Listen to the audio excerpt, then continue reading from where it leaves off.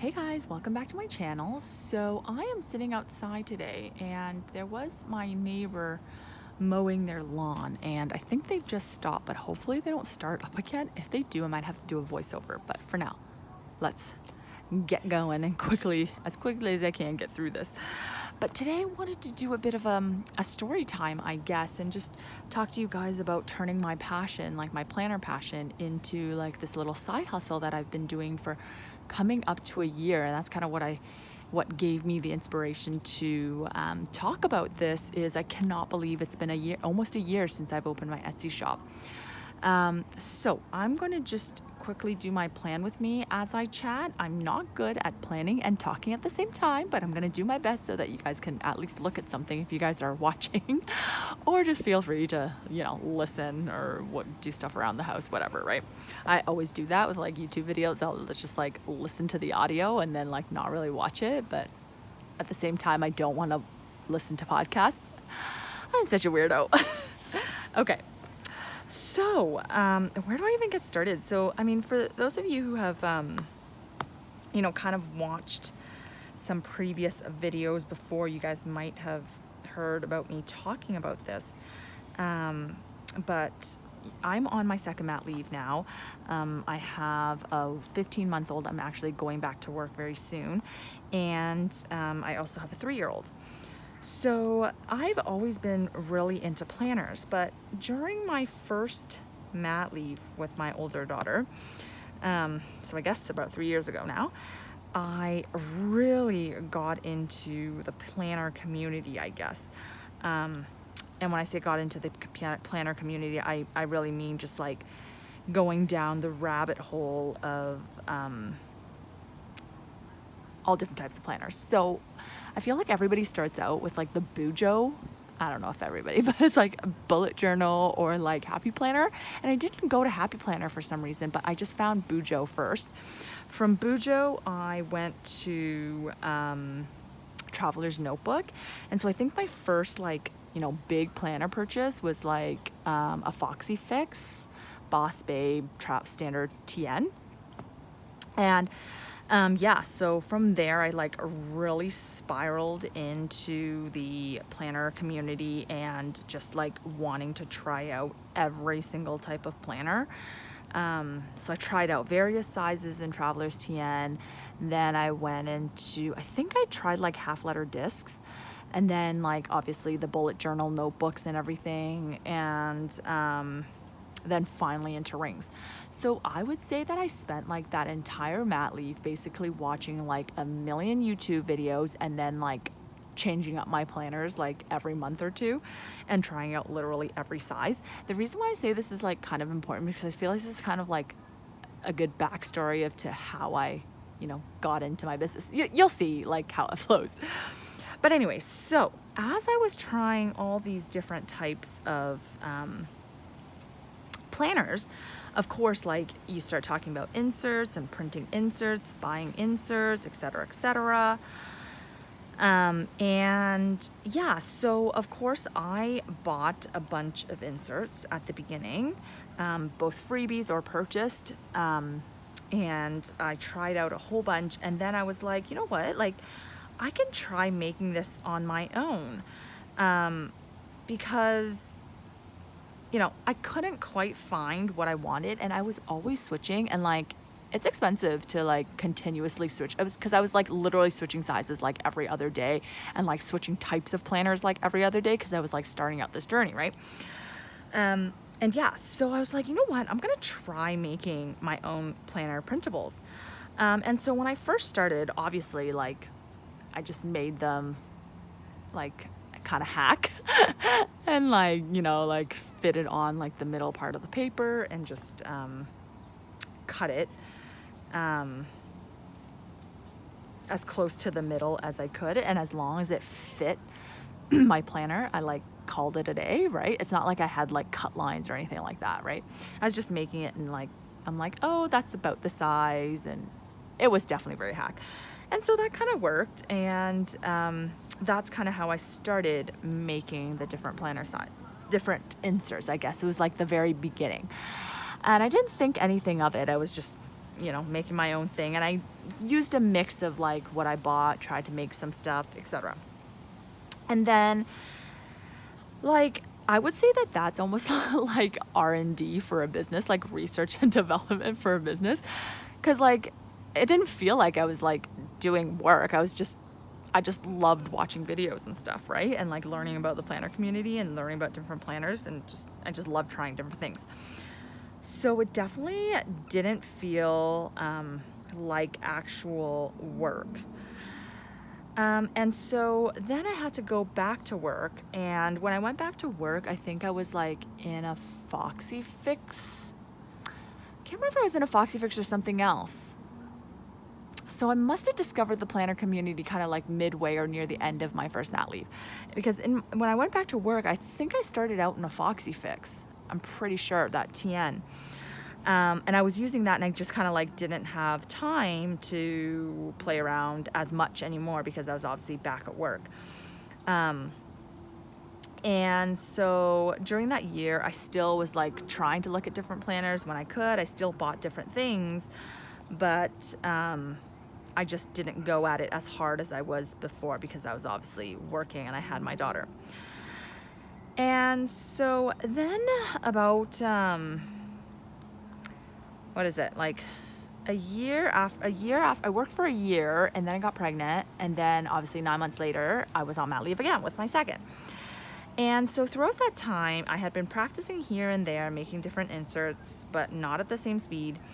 And so finally when I went on my mat leave again, I was like, you know what, this time like I want to maybe try making this look a little bit more professional and figuring out a way to make it so that, maybe I want to start an Etsy shop just for something fun to do. Because when I'm on my mat leave, like, even though it was a busy mat leave because I had both girls at home, I definitely like can't just be all kids. I definitely need something else to focus my, attention and time. Oh shoot, I totally put this on the wrong thing. Yeah, so that's when I was like, had this idea that I was going to start doing it. And I opened my Etsy shop in October, I think, of last year, and I started my mat leave in June. So I had thought about it for like how many ever months that is, and was playing around with different things, and trying to make it like actually have cut lines, and make it work, and figuring out like, what else do I need to know, like what issues could come up, how do I figure out the different sizes and all that stuff. And finally, my first listing, I think you guys can still see it, but I think it's almost gonna be expired, is like my 2020 calendar, and it was just like on a letter size paper, so it wasn't even like specialized planner sizes, it was just letter paper calendar, and that was my first listing. Yeah, so needless to say, I didn't sell much in my first month. But, I told myself, like, I will give it, like, 4 months of, this trial. Because Etsy is pretty risk-free, I would say, for those of you guys who don't know about listing on Etsy. It's quite risk-free. You only pay for like each listing. So for each listing that you put up, I think it's like 25 cents Canadian, 22 cents USD, or whatever it is. For each listing is 22 cents, and it lasts for 4 months. And then when it renews, you obviously have to pay that listing fee again, right? And then when you sell something, there's obviously fees associated with that sale, but at that point you've already made money, right? So it's relatively risk-free. So I said, you know what? It's risk-free. I'm just going to do it. And if it go 4 months, I'm going to leave these listings up for 4 months. If I don't sell anything in those 4 months, then maybe that just like won't work for me, and I'll take it down. What's the harm, right? So yeah, so that was like my initial thoughts on this whole side hustle thing. And I just think it's funny because I've always, thought about doing something on the side in my spare time, whatever, but I was just like, no, I'm not really like an entrepreneur. Like I don't have any good ideas. I have nothing that I really can share with the world. And I've always heard those things that people are like, oh, you have to do what you love and you won't work a day in your life, right? And I'm just like, well, you know what? I don't love anything. it's like the typical accountant mindset. I feel like is like, I'm very like, me and my husband too. My husband is also an accountant, and he's even more risk-free than I am. Like, he's just very risk averse, and like, I feel like both of us are very like, oh, that idea doesn't work because of this issue or that issue. Like, we're like too practical, that it's just like you quit before you even start, right? And so anyways, so that's how I started on Etsy. And in that, the part that I missed is in that period of time between like June when I went on mat leave and actually opening my shop in October, I spent that amount of time figuring out like, you know, how to actually create cut marks and how to create different sizes and all that stuff for different planner sizes. But at the same time, I spent that majority of that time also researching about Etsy, right? Because I knew I wanted to do the Etsy platform because I wanted something that's risk-free. Again, the accountant in me.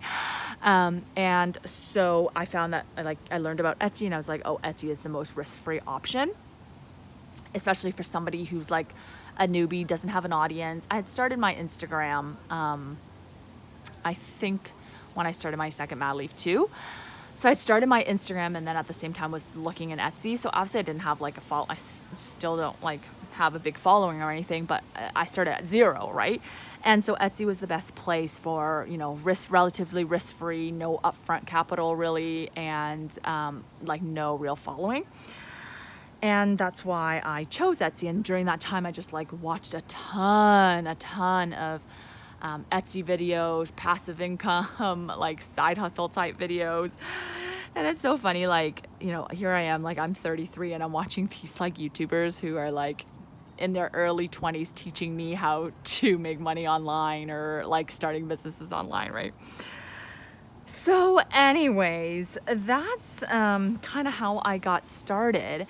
And I look back and like now a year has gone by, and you know, not that I'm like making millions or anything like that, but like my revenue each month continued to climb, and it's just crazy that here I am a year later and I haven't quit. Because that's the other thing about me is that like I just so easily quit things. It's just like I get into something and then I'm like really into it, like 100% go, and then like 4 or 5 months later I'm like burnt out about it, and then I like don't want to do it anymore. And even my husband was just like, yeah, go ahead and do it. But like totally he was thinking I was gonna quit before now.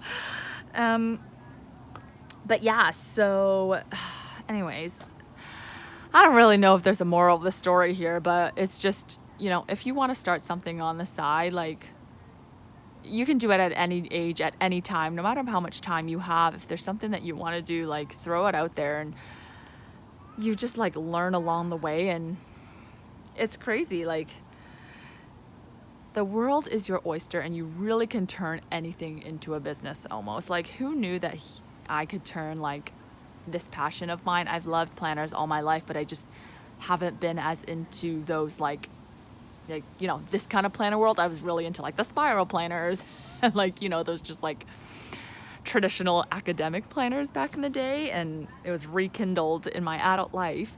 But having done this and continued this for a year, I really feel like this is my passion. And not that I think I'm gonna, you know, make it explode or anything. I'm going back to work at my corporate job next month, but yeah, it's crazy to me that it really is just crazy to me that I've been able to turn this passion of mine into a little side hustle. Yeah, I guess I don't really have that much to say now that I've put it on video. It's kind of like, this is kind of a lame story, but if you guys are kind of interested in that process and, you know, more details about Etsy and starting your own Etsy shop, let me know in the comments below, and I can definitely do a more in-depth video about it. I'll also list below a link, and I didn't know this when I first opened my shop, and I wish I did, is that you can get 40 free listings when you're a new shop owner by clicking a link that, you know, some other Etsy shop owner offers. So I'll list that below, and there's literally like no fees or anything. That means your shop is completely risk-free, right? Because you don't need to pay for those listings. So I'll list the 40 free listings down below for those of you who maybe have been thinking about opening an Etsy shop. And yeah, and before I continue, I'm just here copying over my monthlies over into like my weeklies, and this is so redundant. I've told you guys this is redundant, but I changed my pre-planning into like this monthly layout. I might have to explain it in my last video, but I usually pre-plan in my like Hobonichi weeks, which I totally got another week for next year. I said that I wasn't gonna get a new weeks, and I did. Of course I did. Anyway, so I was like, try my pre-planning in this, and that's why I moved everything into here, and then I'm copying it into my Hobonichi weeks for my initial weekly spread. And then from there, I use my GTD inserts that I'm sure you guys have seen on my channel before. Is these ones the GTD bundle that's from my shop. And I, from here, copy over the major weekly events into here on the side, because I just like how the tabs open so that I can, like, even when I'm doing my dailies, I can quickly reference and see what I'm doing that week, and then my next actions on the front. Yeah, so I do that after. So this step is completely redundant. The reason I kind of like it is just like I kind of plan out my meals and stuff here too, and so sometimes things change like day by day, and like even though I plan this on a Saturday or Sunday, by like Monday it's like changed. So that's why I do this, but it's totally unnecessary and redundant. But yeah, so from there, from my Etsy, I mean, for those of you guys who have seen it, it's like still a tiny shop, right? Like it's nothing big at all. But yeah, from there I decided to, start my YouTube channel, and it's just been so much fun. And I really hope that when I go back to work next month that I'll still be able to keep this going and keep it running. I mean, I don't see why not, but you never know, life gets in the way sometimes. But that reminds me, I should definitely have a 1-year sale. So for those of you who don't follow my shop on Etsy, it's just Mom Ye Plans. So you can follow the shop, or you can follow my Facebook and Instagram.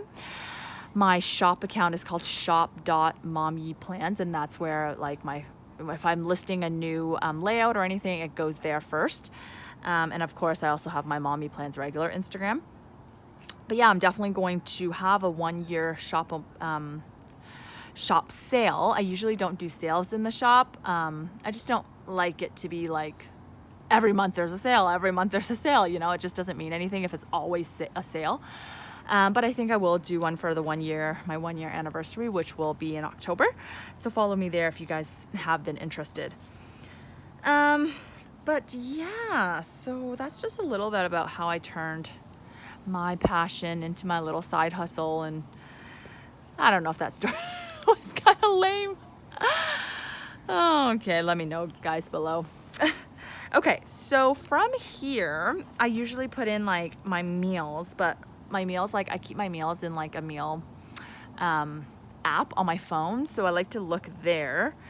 So I'll do that after, because I'm using my phone to video. And then I'll go from here into a new weekly. You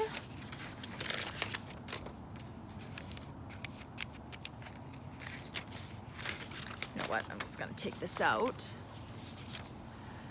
And it is the September 13th to 19th. Oh my gosh, so my daughters started daycare last week. Well, my older daughter has been in daycare before, and then we pulled her out during when the pandemic started, and I knew I was, gonna have the baby and go on mat leave soon, so we never put her back. And so when we started last week, she was loving it. Didn't want to come home. Just loving daycare.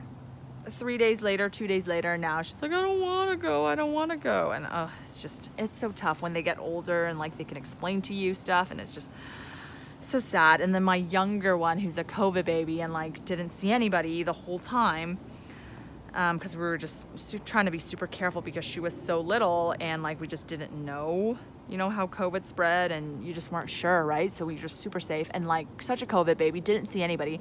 Now like obviously is so not used to seeing anyone, and it's just she hates it and is like screaming. screaming because, sorry, I'm just thinking where I should put this. Screaming because she's like not used to going with anyone, right? So I just feel so bad because I feel like I didn't prepare her properly. But I know I couldn't have known, but still, it's just, it's tough.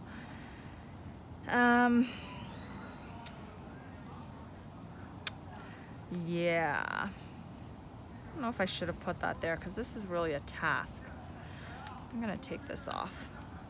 I try not to put tasks in this section. I like it just to be purely events. So like I have an appointment with my doctor on Friday, so I'll definitely put that in. But the rest of the stuff is more events, or sorry, more tasks. I am hoping to finally move back to our house. It was supposed to be last week, but the floors got delayed, like getting the floors installed, the home hardwood floors installed, so we've had to delay it a week. But hopefully this Friday is the day that I finally move back. So this part is pretty straightforward because I only have 2 events, and like the rest of the week, like my dailies, I don't plan until I get into the night before, just because things change so much. The next actions, I think I've actually done all of these. Oh, the other thing that I do need to add is when I'm doing my workouts,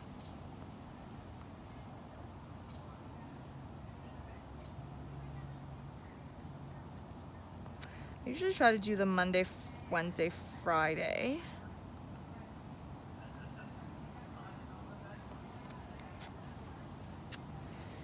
Yeah, so that's that. What else I need to talk about my retinol. When to do my retinol. I'm trying to do it more often now. So let me do Monday, Tuesday, 1 day break, and then Thursday. I think my skin is starting to get acclimated, but better to do it slowly than too quickly. Okay. Anything else? I like to post my YouTube videos on Sunday.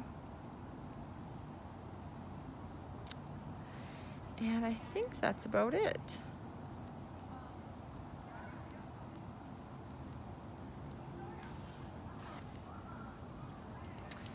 Anything else? I should look at my routines.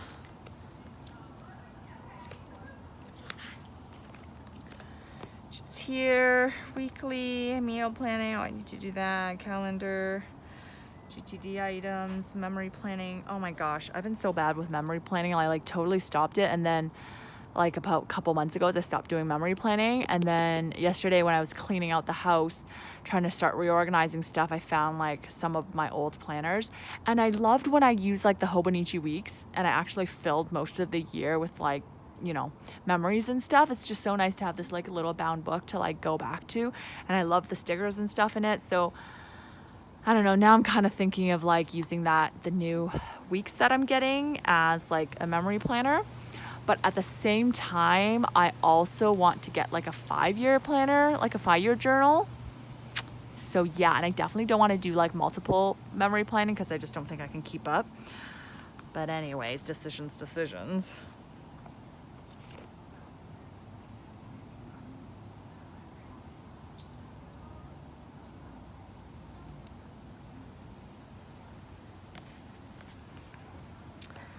All right. So I think that's it. I hope you guys enjoyed this video. I feel like it was a bit of a mishmash and just me just talking. If you guys enjoyed the video and there's something else that you guys want to see, I would love to hear you guys, hear what you guys want to see down in the comments below. Thank you guys so much for watching. Please consider subscribing, and I'll see you guys next time. Bye.